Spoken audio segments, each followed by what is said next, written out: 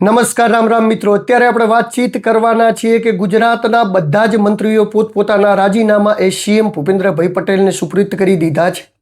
નવા મંત્રીમંડળની જાહેરાતની ટિકટોક ઘડીઓ વાગી રહી છે, પરંતુ એ પહેલાં જેપી નડ્ડા એ એરપોર્ટ ઉપર દેખાયા છે અને ગુજરાત આવી ચૂક્યા છે. ત્યારબાદ મોટા ભાગના મંત્રીઓ એ પોતપોતાના બંગલા ખાલી કરતા દેખાઈ રહ્યા છે, જેમાં આપણા ગૃહમંત્રી હર્ષભાઈ સંઘવીએ પોતાના બંગલાની અંદરથી ટેમ્પો ભરીને સામાન પણ પોતાના ઘરે એટલે કે બીજી જગ્યાએ લઈ જઈ રહ્યા છે. આ બધી જ હલચલ વચ્ચે એક ચર્ચા એવી જાગી છે કે શું જેપી નડ્ડા એ દિલ્હીથી જે લઈને આવ્યા છે એની અંદર એ લિસ્ટની અંદર મંત્રીઓના નામ છે. કારણ કે ઘણા બધા મંત્રીઓને એવું કહી દેવામાં આવ્યું છે અને ઘણા બધા ધારાસભ્યોને એવી સૂચના પણ આપવામાં આવી છે, એટલે કે મોટા ભાગના બધા જ બીજેપીના ધારાસભ્યોને એવું કહેવામાં આવ્યું છે કે આજે રાત્રે તમે જાગતા રહેજો, કદાચ 11 વાગ્યાથી 1 વાગ્યા સુધી તમારા ઉપર ફોન આવી શકે છે. તો શું એ ફોન એવો આવી શકે છે કે કોને મંત્રી બનાવ્યા, કોને નહીં મંત્રી બનાવ્યા? કારણ કે દિવાળી નજીક આવી રહી છે ને ત્યાં જ દિવાળી પહેલું કોઈ પણ રીતે આ વિસ્તરણ કરવાનું છે અને દિવાળી બાદ આની શપથ ગ્રહણ થવાની છે. તો કોની દિવાળી બગડશે, કોની દિવાળી સુધરશે, એની પણ આપણે વિગતે ચર્ચા કરવાના છીએ. ચર્ચા એ પણ કરવાના છીએ કે શું દિલ્હીની અંદર પહેલાંથી લિસ્ટ નક્કી હતું? કારણ કે જ્યારે આજે વાતચીત આવી અને આજે 16 મંત્રીઓ જ્યારે પોતાના રાજીનામા એક સાથે ધરી દીધા, ત્યારે એક ચર્ચાએ એ પણ જોડ પકડ્યું કે લગભગ 1 મહિના પહેલાં મંત્રીમંડળની અંદર કોનો સમાવેશ કર્યો અથવા તો કોનો કરવો એ નક્કી થઈ ગયું હતું. આ તો ખાલી રાજીનામા હવે લેવામાં આવ્યા છે. પરંતુ બધી જે ચર્ચાઓ વિગતે કરવી છે, વિગતે વાતચીત કરવી છે કે કોને સ્થાન મળશે, કોને નહીં મળે, કોને સ્થાન મળી ગયું છે એની પૂરેપૂરી સંભાવના રહેલી છે, કોને સ્થાન મળવાની નથી, એટલે કે કેટલા મંત્રીઓ બદલાવાના છે, કેટલા મંત્રીઓ નથી બદલાવાના. વાતચીત તો એવી આવી હતી કે આ જે મંત્રીઓ 16 હતા એમાંથી 6 મંત્રીઓને રિપીટ કરવાની વાતચીત ચાલી રહી હતી, પરંતુ એ વાત અત્યારે નેસ્તનાબૂદ થઈ ગઈ છે. નેસ્તનાબૂદ એટલા માટે થઈ ગઈ છે કે જો કે એક મંત્રીને પણ રિપીટ કરે તો બીજો મંત્રી નારાજ થાય કે અમને રિપીટ કેમ ન કર્યા. એટલે નો રિપીટ થિયરી લાગવાની છે, 100%ની વાતચીત છે, બરોબર. અને જો નો રિપીટ થિયરી નહીં લાગે તો ઘણા બધા મંત્રીઓ નારાજ થશે. એટલે જે આંતરિક વિવાદને ટાળવા માટે ભાજપે એ પણ નક્કી કરી દીધું છે કે નો રિપીટ થિયરી લગાવવામાં આવશે. પરંતુ નો રિપીટ થિયરી લગાવવામાં આવશે તો એવા કયા લોકો છે કે જેને મંત્રીમંડળની અંદર સ્થાન આપવામાં આવી ગયું છે? કારણ કે એટલા માટે આવી ગયું એવા શબ્દો હું કહું છું કે આ બીજેપી છે જે અત્યારે કાંઈ પણ નક્કી નથી કરવાની. આ જે વાતચીતો બધી ચાલે છે આ નક્કી મહિના પહેલું થઈ ગયું હતું અથવા તો પહેલાંથી લોકોએ નક્કી કરી લીધું છે, જેની જાહેરાત હવે કરવાના છે. કારણ કે બીજેપી તો શપથ ગ્રહણ હશે એ જ દિવસે ખબર પડશે કે કોનું નામ મંત્રીમંડળની અંદર આવ્યું છે, પરંતુ તેમ છતાં પણ શક્યતાઓ અને અશક્યતાઓની વાતચીત કરીએ અને કોના નામ એ લિસ્ટની અંદર હોવાની 100% સંભાવના છે એવી મુદ્દા ઉપર આપણે ચર્ચા કરીશું. નમસ્કાર, રામ રામ. હું છું દિલુ ચૌધરી અને ખૂબ જ વિગતે આપણે વાતચીત કરવાના છે. તો મિત્રો, વાતચીત તો એવી પણ છે કે એક સીએમ ભૂપેન્દ્રભાઈ પટેલ સિવાય બધા જ મંત્રીઓના રાજીનામા લઈ લેવામાં આવ્યા. એવું પણ થઈ શકે છે કે સીએમ ભૂપેન્દ્રભાઈ પટેલ પણ રાજીનામું મૂકી શકે છે અથવા તો એમના સિવાય બીજા બધાના તો લઈ લેવામાં આવ્યા છે. તો વાત એવી પણ આવી છે કે કદાચ એ પણ એવું બની શકે કે રાજ્યપાલ જોડે જઈ અને રાજીનામું આપી શકે અને કદાચ ગુજરાતને નવા સીએમ પણ મળી શકે. પરંતુ સીએમ વાળી શક્યતા હાલ મને થોડી ઓછી એટલા માટે પણ લાગી રહી છે કારણ કે જે બધા જ મંત્રીઓના રાજીનામા આપવામાં આવ્યા એ બધાનો ચાર્જ અત્યારે એક જ ભૂપેન્દ્રભાઈ પટેલ એટલે કે એ જ સંભાળી રહ્યા છે અત્યારે ગુજરાત. એવું ગણી શકાય કે બધા જ ખાતાના માલિક એક જ વ્યક્તિ છે ને જેમનું નામ છે સીએમ ભૂપેન્દ્રભાઈ પટેલ. પરંતુ મિત્રો, ચર્ચાએ જોર પકડ્યું, ચર્ચાઓ ચાલી. ઘણા સમયથી એવી ચર્ચાઓ હતી કે આ વખતે બીજેપી પીઠ આગેવાન જે કહેવાય, જેઓનું વિસ્તારની અંદર કોઈ વજૂદ છે એવા લોકોને આ વખતે મેદાનમાં લાવી શકે છે. અને જેની અંદર ઘણા બધા નામોની ચર્ચા થઈ. ઉત્તર ગુજરાતની વાતચીત કરીએ તો શંકરભાઈ ચૌધરીની ચર્ચા થઈ, ત્યારબાદ વાતચીત કરીએ તો અલ્પેશભાઈ ઠાકોરની પણ ચર્ચા થઈ, ત્યારબાદ વાતચીત કરીએ તો હાર્દિક પટેલ, કુંવરજી બાવળિયા, અર્જુન મોઢવાડિયા, ત્યારબાદ ઘણા એવા બધા નેતાઓની ચર્ચા થઈ કે જેઓ મજબૂત છે. જયેશ રાદડિયાની વાતચીત કરીએ, સૌરાષ્ટ્ર તરફ જઈએ તો ઘણા બધા બચુ ખાબડથી લઈને ઘણા બધા નેતાઓની ચર્ચાઓ ચાલી અને ચર્ચાઓ એવી ચાલી કે આમાંથી ઘણા બધા નેતાઓને મંત્રી પદ મળી શકે છે. પરંતુ બીજેપી છે કોથળામાંથી બિલાડું કાઢવું એ બીજેપીનો આજને હર હંમેશા એમનું એક પોતાની આગવી ઓળખ રહી છે કે ક્યારે કોઈએ ચર્ચા ન કરી હોય ને કોથળામાંથી બિલાડું કાઢી દેવામાં. જે અત્યારે ગુજરાતના સીએમ છે ભૂપેન્દ્રભાઈ પટેલ, એક સમય એવો હતો કે એમની સાથે બેહવાવાળા 182 ધારાસભ્યોમાંથી મોટા ભાગના ધારાસભ્યો એમને ઓળખતા નહોતા. એટલે કે 10-20 ધારાસભ્યોને છોડીને એમને કોઈ પણ ઓળખતું ન હતું. એ ધારાસભ્યનું કોઈએ કલ્પના પણ નહીં કરી હોય કે આમને ગુજરાતના સીએમ બનાવી દેવામાં આવશે, પરંતુ એમને અચાનક ગુજરાતના સીએમ બનાવી દેવામાં આવ્યા. તો જે આ વાતચીતો છે એ બીજેપીની છે. બીજેપી ગમે ત્યારે ગમે કરી શકે છે અને એ જ માટે બીજેપી જાણીતું છે. તો સૌરાષ્ટ્રની અંદરથી મંત્રી પદની અંદર મંત્રીઓ લેવાના છે, ત્યારબાદ દક્ષિણની અંદરથી મંત્રીઓ લેવાના છે, ત્યારબાદ મધ્યમની અંદરથી અને ઉત્તર ગુજરાતની અંદરથી પણ મંત્રીઓને સ્થાન મળી શકે છે. હવે સામાજિક ગણતરીના આધારે મળવાનું છે તો પાકું છે. પટેલ સમાજના હશે મંત્રીઓ સૌથી વધારે, ત્યારબાદ વાતચીત કરીએ તો ઠાકોર સમાજના પણ હશે. બીજા અલગ જે પ્રકારની સમાજો છે, સમાજને જોતા જોતા મંત્રીઓને પદ આપવામાં આવશે. પરંતુ એવું પણ બની શકે છે કે કયા વિસ્તારની અંદર કેનું નામ એ વધારે પડતું ચર્ચિત છે, વધારે પડતું લોકપ્રિય છે, એવાના આધારે પણ મંત્રીમંડળનું વિસ્તરણ થઈ શકે છે. એટલે ચર્ચા વિગતે એ પણ થવાની છે કે આ વખતે કેટલા બધા ભાજપીઓને મંત્રી પદ મળશે કે ફરીવાર કોંગ્રેસીઓનો દબદબો રહેશે. કારણ કે જે 16 મંત્રીઓ હતા એમાંથી 8 કેબિનેટ મંત્રી હતા, એમાંથી 4 તો કેબિનેટ મંત્રી કોંગ્રેસના હતા. તો આ વખતે પણ એવી વાતચીત ચાલી રહી છે કે અર્જુનભાઈ મોઢવાડિયાના નામ ચર્ચામાં છે, સીજે ચાવડાનું નામ ચર્ચામાં છે, ત્યારબાદ વાતચીત કરીએ તો કુંવરજી બાવળિયાનું પણ નામ ચર્ચામાં છે, જયેશ રાદડિયાનું પણ નામ ચર્ચામાં છે, એ પણ બેઝિકલી કોંગ્રેસના જ કહેવાય. ઋષિકેશ પટેલ પણ જો હોય તો એ પણ એક સમયે કોંગ્રેસ. તો ઘણા બધા મંત્રીઓ કોંગ્રેસ સાથે જોડાયેલા હતા. તો ફરીવાર શું એ મંત્રીઓને લેવામાં આવશે? જો હાર્દિક પટેલ અને અલ્પેશ ઠાકોરને પણ લેવામાં આવે તો એ પણ કોંગ્રેસ સાથે સંકળાયેલા હતા. તો પછી સ્પષ્ટ એવું દેખાઈ રહ્યું છે કે ફરીવાર કોંગ્રેસીઓનો દબદબો થઈ જશે. તો ભાજપની અંદર રહેલા માણસોનું શું?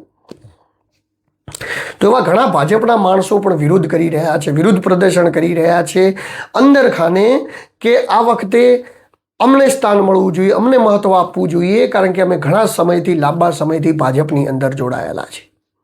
પરંતુ હમણાંથી જે ભાજપની થિયરી છે જોતા એવું લાગી રહ્યું છે કે જે ભાજપના જૂના જોગીઓ છે બધાને રવાના કરીને ઘરે મૂકવાની પ્રથાઓ ચાલુ થઈ ગઈ છે. દરેક વિસ્તારની અંદર લોકલ લેવલે પણ એવું થઈ રહ્યું છે કે ભાજપના જે જોગી નેતાઓ છે, જૂના જોગીઓ છે, એમને બધાને ઘરે મૂકી દીધા. આગળ મંત્રીમંડળનું વિસ્તરણ થયું હતું તો બધાને નવા લાવી દીધા હતા. એના પહેલાં જે પણ જૂના હતા, પ્રદીપસિંહ જાડેજા હોય, ત્યારબાદ સીએમ રૂપાણી હોય, ત્યાંથી લઈને જે બધા જ હકુભા અને જે બધા મજબૂત નેતૃત્વ ધરાવતા જે બધા જ નેતાઓ હતા, એમાં જયેશ રાદડિયા પણ હતા, કુંવરજી બાવળિયા પણ હતા, જવાહરલાલ ચાવડા પણ હતા, ઘણા બધા હતા. બધા જ લોકોને ઘરે રવેદના કરી દીધા. એમાં જીતુ વાઘાણીનું પણ નામ આવે છે. તો આ વખતે પણ એ ચર્ચા જામી છે કે શું નવા નિશાળિયાને ગુજરાતનું સોપાન સોંપી દેવામાં આવશે કે પછી કોઈ નવા વ્યક્તિઓને બનાવવામાં આવશે? વાતચીત તો ત્યાં પણ છે કે જ્યારથી બોટાદની ઘટના ઘટી છે ત્યારથી ખેડૂતો એ સૌરાષ્ટ્રના ખૂબ નારાજ ચાલી રહ્યા છે. તો સૌરાષ્ટ્રના એવા ખેડૂતોના પીઠ નેતાઓ હોય જેમને મંત્રીમંડળની અંદર સમાવવામાં આવે. વાતચીત તો એ છે કે બોટાદની અંદર જે થયું જેમાં 85 લોકો સામે ફરિયાદ દાખલ થઈને ત્યારબાદ રાજુ કરપડા અને પ્રવીણ રામની ધરપકડ કરી લેવામાં આવી. તો એ બંનેને ખબર છે કે આપણે તો લાંબો સમય સુધી જેલવાસ ગાળવાનો છે, કારણ કે કલમો પણ એવી લગાવવામાં આવી છે કે હાઈકોર્ટમાં જઈ અને ઓથેન્ટિક પ્રૂફથી છૂટવું હોય તો પણ ટાઈમ લાગી જાય 2-3 મહિનાનો. તો આ સમયની અંદર કેવા નેતાઓને બનાવવામાં આવે જે નેતાઓ સૌરાષ્ટ્રની અંદર પાછી બીજેપીની ગુમાવેલી પકડ મેળવી શકે?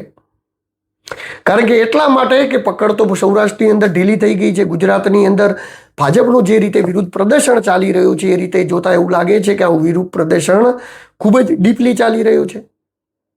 સામે ઓપ્શન ગોતી રહ્યા છે કે આમ આદમી પાર્ટી ઓપ્શન બને કે કોંગ્રેસ ઓપ્શન બને. ઘણી બધી જગ્યાએ આમ આદમી પાર્ટી એટલે પણ મજબૂત થઈ રહી છે કે કોંગ્રેસ જેવો જો એવો વિરુદ્ધ પ્રદર્શન એ આમ આદમી પાર્ટીના જેટલું નથી કરી શકતી. તો આવી બધી જ ચર્ચાઓ જે ચાલી રહી છે સમગ્ર જગ્યાએ એ જોતા આપણે હવે આજે એક પ્રકાશ પાડીએ કે નવા મંત્રીમંડળની અંદર કોના નામ થઈ શકે છે ફાઇનલ ને કોને કયું ખાતું મળી શકે છે. તો સૌરાષ્ટ્રની વાતચીત કરીએ તો જયેશ રાદડિયાનું મનાઈ રહ્યું છે કે કાં તો કૃષિ મંત્રી કાં તો ગૃહમંત્રી. થોડું મોટું ખાતું કદાચ એમને મળી શકે છે, એવી ચર્ચાઓએ જોર પકડ્યું છે. આ તો બીજેપી છે, કંઈ પણ ન મળે. પરંતુ જે ચર્ચાઓએ જોર પકડ્યું છે ને રાઘવજી પટેલને કૃષિ મંત્રીની અંદરથી ઘરે મૂકવામાં આવી શકે છે એવી વાત છે. આમ તો બધાને ઘરે જ મૂકી દીધા છે હાલ, પરંતુ નવા મંત્રીમંડળો કઈ જગ્યાએ કયા છે તો એવી રીતે વાતચીત કરીએ તો જે ઠાકોર સમાજની અંદરથી આવે છે એમાં અલ્પેશ ઠાકોર હોય, ત્યારબાદ કુંવરજી બાવળિયા હોય, ત્યારબાદ ઘણા બધા બીજા પણ એવા નામો છે જે નામોની ચર્ચા ચાલી રહી છે. પરંતુ આ બધાની વચ્ચે એવી ચર્ચાઓ પણ ચાલી રહી છે કે જે ચર્ચાઓની અંદર એવું આવી રહ્યું છે કે જ્ઞાતિવાદના આધારે મંત્રીઓની નિમણૂક થશે. તો જી હા, તો પટેલ સમાજની અંદરથી હાર્દિક પટેલ, જયેશ રાદડિયા, બીજા ઘણા બધા નામો ચાલી રહ્યા છે. એ જ રીતે વાતચીત કરીએ તો આપણે પહેલાં ઉત્તર ગુજરાતની વાતચીત કરીએ તો ઉત્તર ગુજરાતની અંદરથી બનાસકાંઠાની અંદરથી બે એવા નામો છે કે જે મુખ્યત્વે ચાલી રહ્યા છે. બનાસકાંઠામાંથી બે નામો. બનાસકાંઠાની અંદરથી એક થરાદ વિધાનસભાના ધારાસભ્ય અને અધ્યક્ષ વિધાનસભાના શંકરભાઈ ચૌધરીનું નામ એટલા માટે ચાલી રહ્યું છે કે શંકરભાઈ ચૌધરી એ ઉત્તર ગુજરાતની અંદરના જે ચૌધરી સમાજ છે શેખ અહીંયા બનાસકાંઠાથી લઈ અને ત્યારબાદ મહેસાણા થી લઈ, વિજાપુરથી લઈ, વિસનગરથી લઈ, શેખ સાબરકાંઠા અને ત્યારબાદ વાતચીત કરીએ તો ગાંધીનગરના માણસા સુધીનો જે રહેલો ચૌધરી સમાજનું એક તરફી વોટ બેંકને કવર પણ કરી શકાય. તો એ માટે એવું લાગી રહ્યું છે કે કદાચ એમને અધ્યક્ષ પદથી દૂર કરીને કોઈ એવું વ્યવસ્થિત ખાતું આપી શકાય છે કે જેના કારણે ઉત્તર ગુજરાતની અંદર એમનો દબદબો રહી શકે કે અન્ય સમાજની અંદર પણ એમનો દબદબો ઊભો થઈ શકે. આ જ રીતની વાતચીત ચાલી રહી છે અલ્પેશ ઠાકોર માટે, કારણ કે એ પણ ઠાકોર સમાજની અંદરથી આવે છે, ખૂબ જ મજબૂત નેતા છે, તો એમની પણ વાતચીત ચાલી રહી છે કે એમને પણ પદ મળી શકે છે. અને બીજું એક બનાસકાંઠાની અંદરથી નામ એ ચાલી રહ્યું છે જેમનું નામ છે પ્રવીણભાઈ માળી. પ્રવીણભાઈ માળીનું નામ આમ તો ક્યાંય હતું નહીં, પણ નામ આવવાનું કારણ એટલે બની રહ્યું છે કે પ્રવીણભાઈ માળી એ જગદીશ વિશ્વકર્માની નજીક ગણાઈ રહ્યા છે. ત્યારબાદ ત્યાંથી વાતચીત કરીએ તો બળવંતસિંહ રાજપૂત જેવો પણ ખૂબ મજબૂત છે, એમનું પણ નામ ચાલી રહ્યું છે. ત્યાંથી જેમ જેમ આગળ વધીએ તો મહેસાણા લઈને મધ્ય ગુજરાત અમદાવાદની અંદર જઈએ તો અમદાવાદની અંદર તો ભાજપ ખુદ મજબૂત છે. એટલે એવું કોઈ છે નહીં સિટીની અંદર કે ત્યાં કોઈ નેતા મજબૂત હોય ને પોતાનું નેતૃત્વ ધરાવતા હોય. જે પણ બેસાડવાના છે એ રહી એમ જ એમના જે સગાવાલા લાગતા વળગતા હશે અને જેમને એવું લાગતું હશે કે અમને બેસાડવા જેવા છે એમને બેસાડી દેવામાં આવશે. કારણ કે સિટીની અંદર તો એવું છે કે ભાજપ ગમે એને ટિકિટ આપી દે તો ગમે એ જીતી જાય. ને સિટીઓના જ કારણે મેં ભાજપનું વજૂદ અને નેતૃત્વ એ હજી સુધી ગુજરાતમાં 30 વર્ષ સુધી ટકી રહ્યું છે, કારણ કે સિટીઓમાંથી ભરાઈને વોટ મળે, કોઈ પણ વ્યક્તિ જીતી જાય. પરંતુ ત્યાંથી સૌરાષ્ટ્ર બાજુ જઈએ તો સૌરાષ્ટ્ર બાજુ આ વખતે ભાજપની પકડ ખૂબ ઢીલી થતી હોય એવું લાગે છે. અને ઢીલી થયેલી પકડની બાગડોર કોંગ્રેસના હાથમાં નથી ગઈ, એ કોંગ્રેસના હાથમાં કરતાં સૌરાષ્ટ્રની અંદર આમ આદમી પાર્ટીના હાથમાં જઈ રહી છે. તો સૌથી વધારે ચર્ચાઓ એ જગ્યાએથી જાગી છે કે ત્યાંથી કુંવરજી બાવળિયા હોય, ત્યારબાદ જયેશ રાદડિયા હોય, ત્યારબાદ ઘણા બધા ત્યાંના જે મજબૂત નેતાઓ છે એવા મજબૂત નેતાઓને ત્યાં સ્થાન આપવામાં આવી શકે, જેમાં ઉદય કાનગડ છે, ઘણા બધા લોકો છે. પરંતુ એ જગ્યાએથી કયા મંત્રીઓને સ્થાન મળશે, કયા લોકોને સ્થાન મળશે, એના આધારે જ એ વસ્તુ નક્કી થશે કે આવનારા સમયની અંદર બીજેપીની પકડ એ જગ્યાએ કેટલી રહેશે કે કેટલી નહીં રહે. ત્યારબાદ વાતચીત કરીએ તો દક્ષિણની અંદરથી વાતચીત કરીએ તો સી આર પાટીલ હવે કેન્દ્રમાં જતા રહ્યા છે. ત્યારબાદ ત્યાંથી ઉભરીને કોઈ નામ આવતું હોય તો સંગીતા પાટીલનું આવી રહ્યું છે, ને એટલા માટે આવી રહ્યું છે કે એ સી આર પાટીલના ખાસ છે. આ ઘણું બધું એવી જગ્યાએ એવું પણ ચાલવાનું છે કે ઘણી બધી જે પોતાના ખાસ હશે, જેની પોતાની લાઈન ચાલી જશે, એવા ઘણા બધા લોકો બની જશે. નરેન્દ્ર મોદીની લાઈનના પણ બનશે, ઘણા બધા લોકો અમિત શાહની લાઈનના પણ બનશે, ઘણા બધા લોકો આનંદીબેન પટેલની લાઈનના પણ બનશે. હવે પણ કઈ લાઈનના માણસોને કેટલા મંત્રી પદ મળશે એ પણ જોવાનું રહ્યું. પરંતુ આવી લોબિંગ અને આવી લાઈન સિસ્ટમ એ આ બધા પ્રકારની પાર્ટીઓમાં ચાલતી હોય છે, ને એના જ આધારે નેતાઓ એ ઉપર અને નીચે આવી રહ્યા છે. પાટીદાર સમાજ એ ખૂબ જ બહોળા પ્રમાણની અંદર છે, તો પાટીદારની અંદરથી પણ હાર્દિક પટેલને લઈને ઘણા બધા યુવા ચહેરાઓને સામેલ કરી શકાય છે, કારણ કે ભાજપને ખુદને ખબર છે કે સૌરાષ્ટ્રની અંદર એમની પકડ ઢીલી થઈ ગઈ છે. એ ખુદ પણ જાણે છે, કારણ કે આખી દુનિયા પણ જાણે છે, લોકો પણ જાણે છે. જે બોટાદની ઘટના ઘટી, એ ઘટનાની અંદર ઘણા બધા પ્રત્યાઘાતો એવા પડ્યા છે કે લોકો એ હવે ભાજપથી ઘણા બધા નારાજ ચાલી રહ્યા છે. અને ત્યાં તો એમને ઓપ્શન પણ મળી રહ્યા છે, ઘણા બધા મજબૂત નેતાઓ પણ એ જગ્યાએ એમને મળી રહ્યા છે, અને જે મજબૂત નેતાઓ છે એમને લોકો જીતાડવાની કોશિશ પણ કરી રહ્યા છે, અને એનું જ પરિણામ છે કે ગોપાલ ઇટાલિયા જીતી ગયા. તો આ બધાની વચ્ચે જોવાનું રહ્યું કે ઘણા બધા નામની ચર્ચાઓ થઈ રહી છે. ચર્ચા એ પણ છે કે કોંગ્રેસના જે આવેલા છે, જે CJ ચાવડા હોય, અર્જુન મોઢવાડિયા હોય, ત્યારબાદ હાર્દિક પટેલ, અલ્પેશ ઠાકોર, અને જે નવા 2 માણસો આવેલા છે, ધારો કે અર્જુન મોઢવાડિયા અને CJ ચાવડા, બંને તો મંત્રી પદનું કહીને લાવવામાં આવ્યા હતા. હવે જોવાનું રહ્યું કે કદાચ 2-1 વર્ષ માટે એમને મંત્રીપદ આલી પણ દેવામાં આવે, મંત્રીપદ આપી અને ત્યારબાદ બીજાને, ભાજપની તો સિસ્ટમ જ કેવી છે ભાઈ, ભાજપમાં લાવો, ભાજપમાં લાવી અને એમને મંત્રી પદ આપો, પછી મંત્રીપદ આપીને એમને ન કરવાના ધંધા જે પણ કરવા હોય કરવા દો, ધંધા કર્યા પછી મંત્રીપદ 1-2 વર્ષ પછી લઈ લો અને પછી ઉઠ બેઠ, સિટ ડાઉન, શટ ડાઉન, આ જ સિસ્ટમ થઈ ગઈ છે. એટલે કાંઈ પણ વ્યક્તિ કોઈ પણ ન બોલી શકે, ન કહી શકે.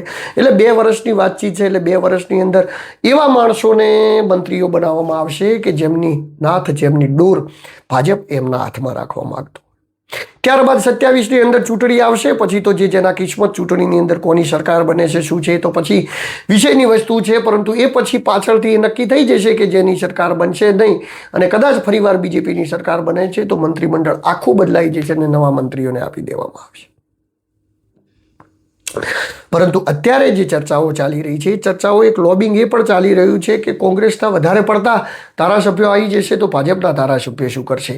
પરંતુ BJPમાં કોઈ ખુલ્લીને બોલી નથી શકતું, નથી કોઈ ખુલ્લીને કશું કહી શકતું, અંદર વિરોધ કરે, જાહેરમાં કાંઈ પણ ન કહી શકે. છેલ્લે ફેસલો તો દિલ્હીથી મોહર લાગવા ઉપર જ થશે.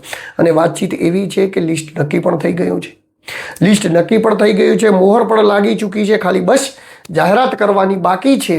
તો જાહેરાત આજે રાત્રે થઈ જશે કે કાલે થઈ જશે કે ક્યારે થશે, પરંતુ જ્યારે થશે ત્યારે ઘણા બધા નેતાઓની દિવાળી સુધરશે, ઘણા બધા નેતાઓની દિવાળી બગડશે.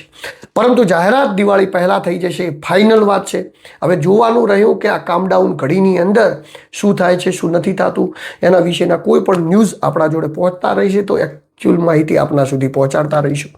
નમસ્કાર, રામ રામ. હું છું દિલુ ચૌધરી ને તમને મારા વિડીયો ગમતા હોય તો મારી ચેનલને લાઇક, સબસ્ક્રાઇબ, ફોલો કરી દો, જેથી હું આપના માટે આવા અદ્ભુત પ્રકારના વિડીયો બનાવતો રહું.